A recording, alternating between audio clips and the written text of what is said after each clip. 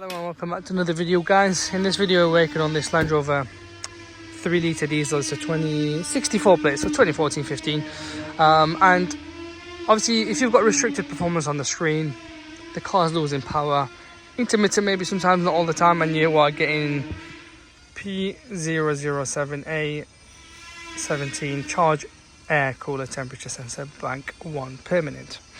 I'll show you where the sensor is. This is just a guide. I'm not going to change anything, but I will give you recommendations as well as to what you need to do and what not. So let's pop this here.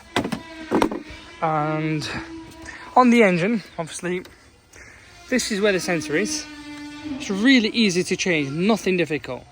Before you start changing, my recommendation would be, personal advice, is take this off. It's really easy, so if I can get to it. God, it's so hard. And so I don't usually use a screwdriver. I just like pull it up that way and then pull this one up as well that way. If I can get to it, there you go. Where is it?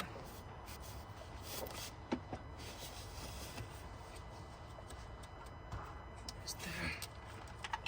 There we go. And then just pull it out. So once we've pulled it out, my point here is this: they are known for it to clog up.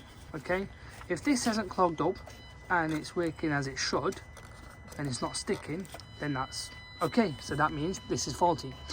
But reality is sometimes this clogs up, causes these sensors to play up. So make sure this is okay before you move on to this. But I could be wrong, but that's happened in the past. So if that's okay, we'll pop it back as it should. And if it goes back in, there we go, we are back in. It's not coming out. Make sure you get this sensor OEM original.